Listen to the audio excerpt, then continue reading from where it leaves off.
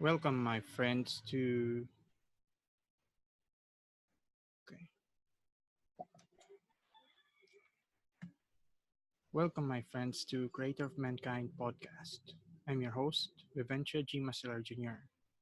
Its topic: God, Work, and Time. I've accumulated more than 345 minutes of research and discussions. This topic is actually vast and needs more extensive study. There are other passages related to this, but were not included. All of those passages are very critical in the eschatological value of life. They deserve to be heard and discussed further. Right now, I'm going to handpick what is important to my friends in audience who pointed out their concerns. All of these ideas will be elaborated into different parts of God, Work, and Time. Each will have its own episode. The most important concern of my audience is their lack of time and productivity. I'm going to address that and find solutions using the Bible. This is God, Work, and Time, Part 1. Open quote. By the seventh day, God had finished the work he had been doing. So on the seventh day, he rested from all his work. And God blessed the seventh day and made it holy, because on it he rested from all the work of creating what that he had done. End quote. Genesis chapter 2, verse 2 to 3. On the 10th day of the first month of Abib, Israelites celebrate the Passover meal, or the festival of the unleavened bread. Each family are required to prepare a 1-year-old male lamb or goat. They are to slaughter them on the 14th day at twilight. Paint the blood of the lamb at the sides and top of their doors. They are to roast the lamb with bitter herbs. They are to bake bread made without yeast. They are to start the week with a holy gathering. They are to do no work for the first day and seventh day of the week, except cooking and preparing their meals. For 7 days they are to eat bread without yeast, and remove all the yeast in their household. On the seventh day, that is the 21st day of Abib, they are to gather again and conclude the festival of the unleavened bread. Remember that the Passover meal is only for the Israelites. Exodus chapter 12. Open quote. Remember the Sabbath. Remember, open quote. Remember the Sabbath day by keeping it holy. 6 days you should labor and do all your work, but the seventh day is a Sabbath to the Lord your God. On it you shall not do any work, neither you nor your son or daughter, nor your manservant or maidservant, nor your animals, nor the aliens within your gates. For in 6 days the Lord made the heavens and the earth, the sea, and all that is in them. But he rested on the seventh day. Therefore the Lord blessed the Sabbath day and made it holy. End quote. Exodus chapter 20, verse 8 to 11. Why am I saying these things to you? Since God takes his rest, although he's God, you must also take your rest. Don't keep on doing a lot of things that will damage your body in the long run. Unlike the modern day saying, open quote, thank God it's Friday, end quote, the ancient Israelite people would say, open quote, it's Friday and it's time to double your work, end quote. Most people nowadays will just relax and wait for Friday night to come and enjoy themselves. The Torah may sound boring, but we are just supposed to rest and recover it that Friday night and Saturday. The Gentile excuse may be fair for you, since this is mandatory for Jews, but there are Christian passages that require to rest during the Sabbath. As a Gentile, you work at the Sabbath on your own risk and digression. It's especially true if you are serving someone who requires you to work at the Sabbath. Hebrews chapter 4, verse 1 to 11. Open quote. Therefore, since the promise of entering his rest still stands, let us be careful that none of you be found to have fallen short of it. For we also have had the gospel preached to us, just as they did. But the message they heard was of no value to them, because those who heard did not combine it with faith. Now we who have believed enter the rest, just as God said, open quote, So I declared on oath in my anger, open quote, they shall never enter my rest, end quote. And yet his work has been finished since the creation of the world.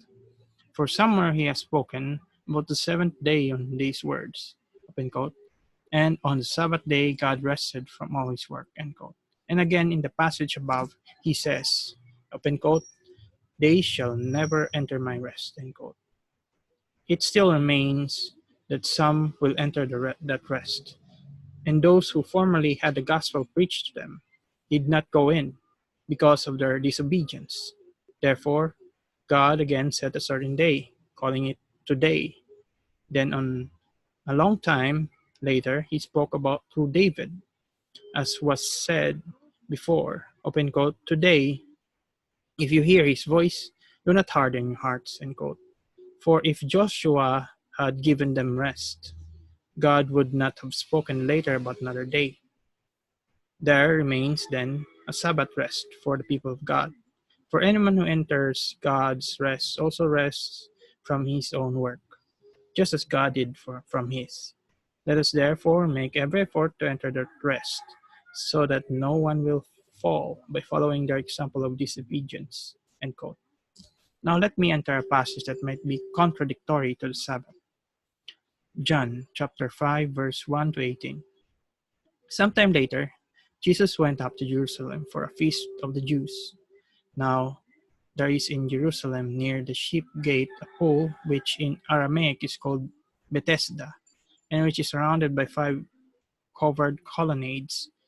Here a great number of disabled people used to lie, the blind, the lame, paralyzed.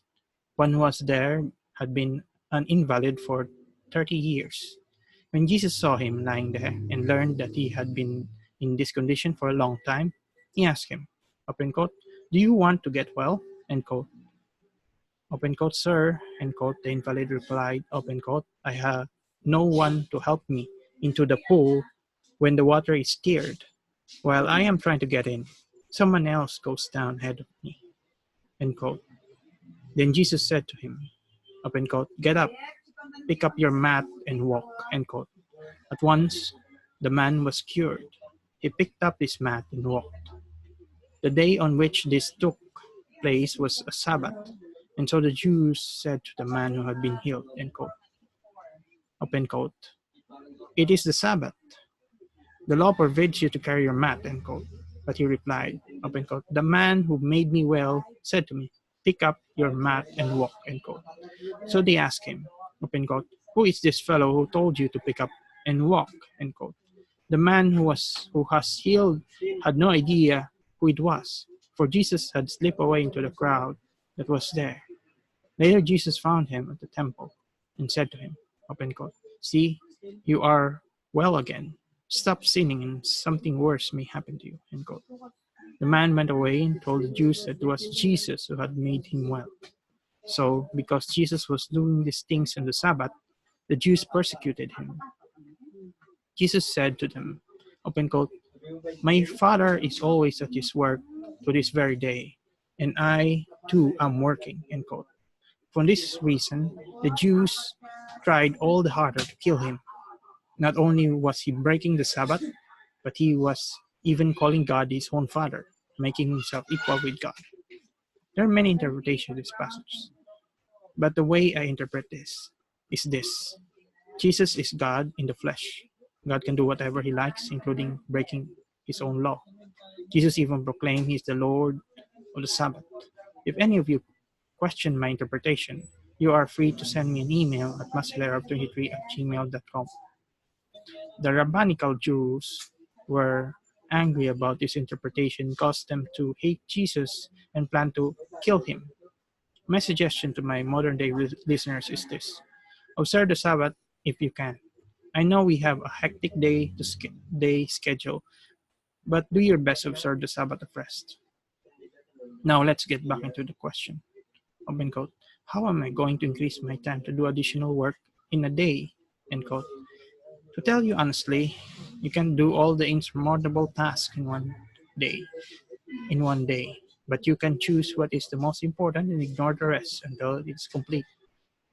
If you need to do a lot of things in one day, but can't do it, then you need to delegate. Transfer any less important work to other persons. Yes, you have to hire people if that is the case. You can't do it all alone. So where are these teachings in the Bible? Let's study how King Solomon built the first temple of God. You need all the help you can get to achieve a single important goal. King David actually made all the plans for the temple of God. Solomon will just build it. Open parenthesis. First Chronicles chapter 28 verse 9 to 21. Close parenthesis. You need all the resources you can get. King David provided all the resources he has gathered to his son Solomon. The leaders, officers, commanders, and officials of Israel also gave their contributions.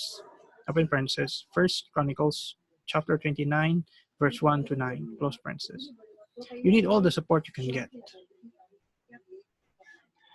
The prayers of others to God can also help you spiritually. King David prayed to God to help his son Solomon build the first temple. The Israelites acknowledged Solomon as their king for a second time. Open parenthesis, First Chronicles chapter 29 verses 10 to 25, close parenthesis. Your relationship with God is also important. You can't always rely alone on the prayers of others. You must also pray for yourself and ask for wisdom. Wisdom is the catalyst for wealth. Open parenthesis, Second Chronicles chapter 1, verse 1 to 13, close parenthesis. For your goals to succeed, you also need allies and friends. You're going to help each other and achieve your goal. King Solomon sent a message to King Hiram of Tyre. King Hiram sent him a great craftsman, cedar, pine, and alpine logs from Lebanon. Open parenthesis, Second Chronicles chapter 2, verse 1 to 18, close parenthesis. For any goal to succeed, you need to build its foundation first. Then build each component one at a time. This is the way King Solomon built the temple of God. He didn't do all of them at once. He didn't do many of them at once. He did it one at a time. Open parenthesis, Second Chronicles chapter 3, verse 1 to 17. Close parenthesis. Work faster. The following are the Bible passages that will help you speed up your work. Proverbs chapter 6, verse 9 to 11. Open quote, How long will you lie there, you sluggard? When will you get up from your sleep? A little sleep, a little slumber, a little folding of the hands to rest, and poverty will come on you like a bandit, and scarcity like an armed man. End quote. Proverbs chapter 6, verse 6 to 8. Open quote. Go to the ant, you sluggard. Consider its ways, and be wise. It has no commander, no overseer or ruler, yet it stores its provisions in summer, and gathers its food at harvest. End quote. Open quote. The sluggard buries his hand in the dish. He will not even bring it back to his mouth. End quote. Proverbs chapter 19, verse 24. Open quote. A sluggard does not plow in season, so at harvest time he looks, but finds nothing. End quote. Proverbs chapter 20, verse 4. Proverbs chapter 21, verse 25 to 26. The sluggard's craving will be the death of him, because his hands refuse to work. All day long he craves for more, but the righteous give without sparing. End quote. Open quote. The sluggard says, open quote, there is a lion inside, end quote. Or, open quote, I will be murdered in the streets, end quote. Proverbs chapter 22, verse 13. Open quote, as the door turns on its hinges, so a sluggard turns on his bed, end quote. Proverbs chapter 26, verse 14. Open quote, the sluggard is wiser in his own eyes than 7 men who answer discreetly, end quote. Proverbs chapter 26, verse 16. Always keep your hands busy with related tasks to your important goals. Open quote. Lazy hands make a man poor, but diligent hands bring wealth. End quote. Proverbs chapter 10, verse 4. open quote, diligent hands will rule, but laziness ends in slave labor, end quote. Proverbs chapter 12, verse 24, open quote, the fool folds his hands and ruins himself, end quote. Ecclesiastes chapter 4, verse 5, open quote, whatever your hands finds to do, do it with all your might. For in the grave where you are going, there is neither working, nor planning, nor knowledge, nor wisdom, end quote. Ecclesiastes chapter 9, verse 10, open quote, if a man is lazy, the rafters sag. If his hands are idle, the house leaks, end quote. Ecclesiastes chapter 10, verse 18, open quote. Sow your seed in the morning, and at the evening let not your hands be idle, for you do not know which will succeed, whether this or that, or whether both will do equally well, end quote. Ecclesiastes chapter 11, verse 6. Whatever happens in your life, continue to take action. It's all right to fail, but learn from it. Focus. This passage talks about how to focus and shut off all distractions. Open quote. Then go inside and shut the door behind you and your sons. Pour oil into all the jars, and as each is filled, put it to one side, end quote. Open parenthesis, 22nd book of Kings, chapter 4, verse 4, close parenthesis. Believe it or not, but the easy way to do a goal is better than the hard way. Open quote. Better one handful with tranquility than two handfuls with toil and chasing after the wind. End quote. Ecclesiastes chapter 4, verse 6. Delegate. It's better to work with a partner than to work alone. If you need to achieve your goals, find a good partner worker. Ecclesiastes chapter 4, verse 8 to 12. Open quote. There was a man all alone. He had neither son nor brother. There was no end to his toil. Yet his eyes were not content with his wealth. Open quote. For whom am I toiling? End quote, he asked. Open quote. And why am I depriving myself of enjoyment? End quote. This too is meaningless, a miserable business. Two are better than one because they have a good return for their work. If one falls down, his friend can help him up, but pity the man who falls and has no one to help him up. Also, if two lie down together, they will keep warm. But how can one keep warm alone? Though one may be overpowered, two can defend themselves. A cord of three strands is not quickly broken. End quote. Maybe the end result you're trying to do is to become rich as quickly as possible. Your end result is not to do all the work you can possibly think of. If the case is the previous, then you must have wisdom and opportunity. Plans and goals takes a long time, energy, people, and resources, but it is faster to gain wealth using wisdom and opportunity. Open quote, I have seen something else under the sun. The race is not to the swift, or the battle to the strong, nor does food come to the wise, or wealth to the brilliant, or favor to the learned, but time and chance happen to them all. End quote. Open parenthesis, Ecclesiastes chapter 9, verse 11, close parenthesis. Open quote. Be very careful then how you live, not as unwise, but wise, making the most of every opportunity. Because the days are evil. Therefore, do not be foolish, but understand that the Lord's will is. But understand what the Lord's will is. Do not get drunk on wine, which leads to debauchery. Instead, be filled with the Spirit. Speak to one another with psalms, hymns, and spiritual songs. Sing and make music in your heart to the Lord. Always giving thanks to God, the Father of everything, in the name of our Lord Jesus Christ. End quote. Open parenthesis. Ephesians chapter 5, verses 15 to 20. Close parenthesis. Open quote. Be wise in the way you act toward outsiders. Make the most of every opportunity.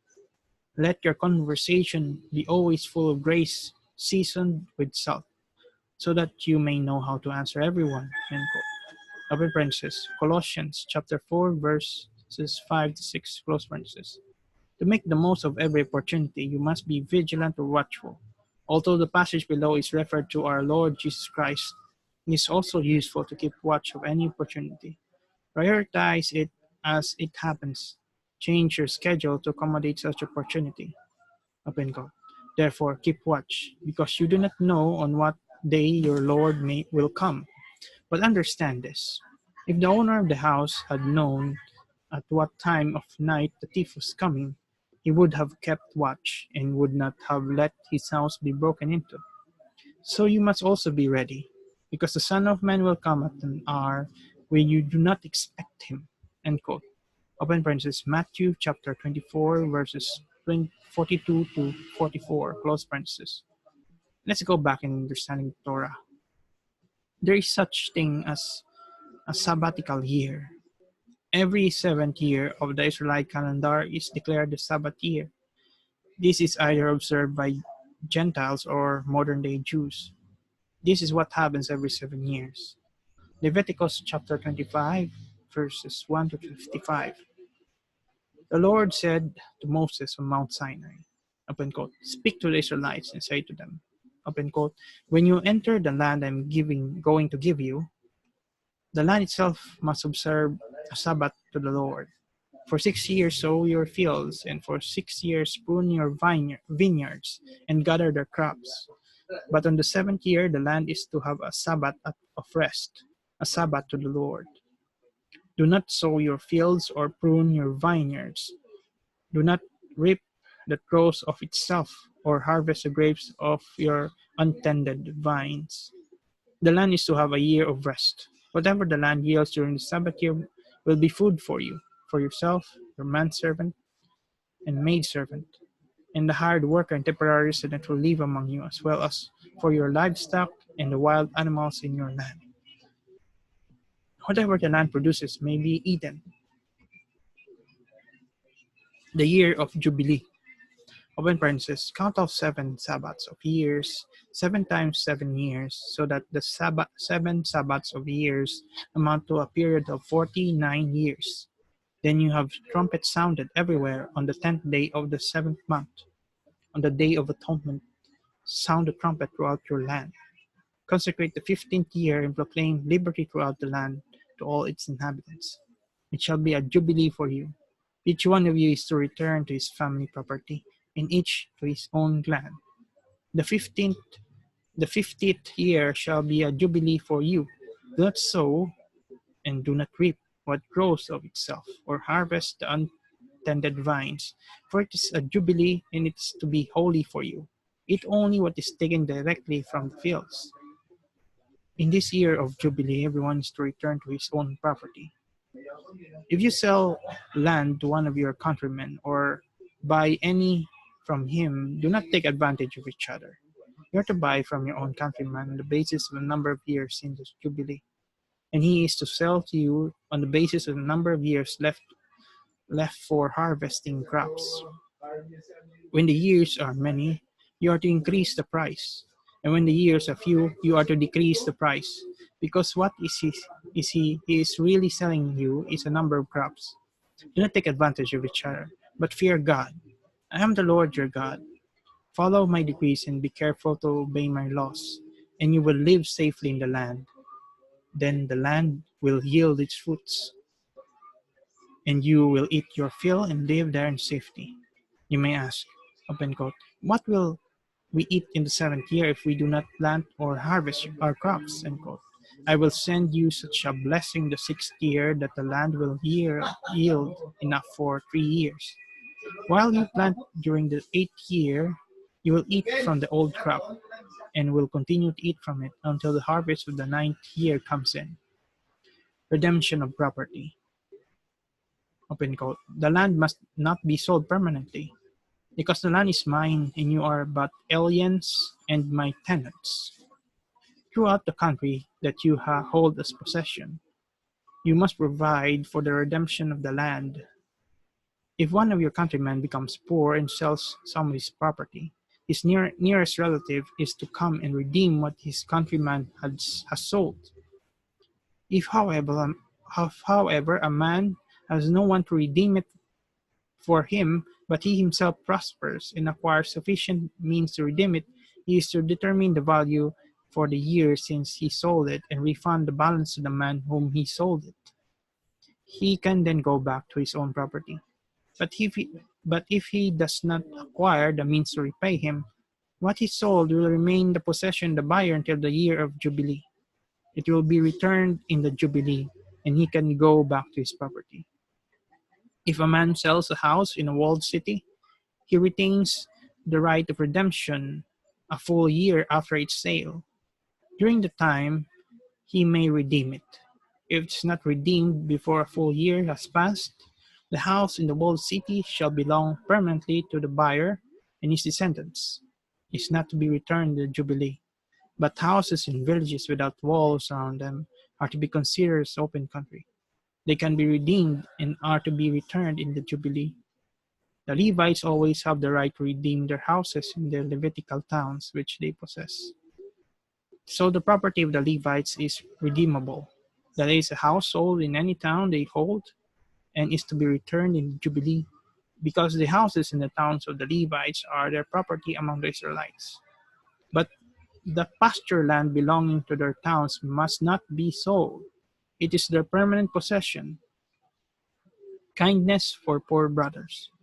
If one of your countrymen becomes poor and is unable to support himself among you, help him as you would an alien or a temporary resident, so he can continue to live among you. Do not take interest of any kind from him, but fear your God, so that your countryman may continue to live among you. You must not lend him money at interest, or sell him food at a profit. I am the Lord your God, who brought you out of Egypt, to give you the land of Canaan and to be your God. If one of your countrymen becomes poor among you and sells himself to you, do not make him work as a slave. He is to be treated as a hired worker, or a temporary resident among you. He is to work for you until the year of Jubilee. Then he and his children are to be released, and he will go back to his own clan into the property of his forefathers. Because the Israelites are my servants whom I brought out of Egypt, they must not be sold as slaves. Do not rule over them ruthlessly, but fear your God. Your male and female slaves are to come from the nations around you, and from them you may buy slaves. But you may also buy some the temporary residents living among you, and members of their clans born in your country, and they will become your property. You can will them to your children as inherited property and can make them slaves for life, but you must not rule over your fellow Israelites ruthlessly, redeeming a poor man. Open quote. If an alien or a temporary resident among you becomes rich, and one of your countrymen becomes poor and sells himself to the alien living among you, or to a member of the alien's clan, he retains the right of redemption after he has sold himself. One of his relatives may redeem him. An uncle or a cousin or any blood relative in his clan may redeem him. Or if he prospers, he may redeem himself. He and his buyer are to count the time from the year he sold himself up to the year of Jubilee. The price of his release is to be based on the rate paid to a hired man for that number of years. If many years remain, he must pay for his redemption a larger share of the price paid for him. If only a few years remain until the year Jubilee, he is to compute that and pay for his redemption accordingly. He is to be treated as a man hired from year to year. You must see to it that his owner does not rule over him ruthlessly. Even if he is not redeemed in any of these ways, he and his children are to be released in the year of Jubilee. For the Israelites belong to me as servants. They are my servants whom I brought out of Egypt. I am the Lord your God. Deuteronomy chapter 15, verse 1 to 18. Canceling debts at the sabbatical year. At the end of every 7 years, you must cancel debts. This is how it is to be done. Every creditor shall cancel the loan he has made to his fellow Israelite. He shall not require payment from his fellow Israelite or brother, because the Lord's time for canceling debts has been proclaimed. You may require payment from a foreigner, but you must cancel any debt your brother owes you. However, there should be no poor among you. For in the land the Lord your God is giving you to possess as your inheritance, he will richly bless you. If only you fully obey the Lord your God and are careful to follow all these commands I'm giving you today, for the Lord your God will bless you as he has promised, and you will lend to many nations that will borrow from none. And you will lend to many nations but will borrow from none. You will rule over many nations, but none will rule over you. If there is a poor man if there is a poor man among your brothers in any of the towns of the land of the Lord your God is giving you, do not be hard-headed to or tight-fisted toward your poor brother. Rather be open-handed and freely lend him whatever he needs. Be careful not to harbor this wicked thought. The seventh year, the year of canceling debts, is near, so that you do not show ill will toward your needy brother and give him nothing. He may then appeal to the Lord against you, and you will be found guilty of sin. Give generously to him, and do so without a grudging heart. Then because of this, the Lord your God will bless you in all your work and everything you put your hand to. There will always be poor people in the land. Therefore, I command you to be open-handed toward your brothers, and toward the poor and needy in your land. If a fellow Hebrew, if a fellow Hebrew, if a fellow Hebrew, a man or woman, sells himself to you and serves you 6 years, in the seventh year you must let him go free. And when you release him, do not send him away empty-handed. Supply him liberally from your flock, your threshing floor, and your winepress. Give to him as the Lord your God has blessed you. Remember that you were slaves in Egypt, and the Lord your God redeemed you. That is why I gave you this command today.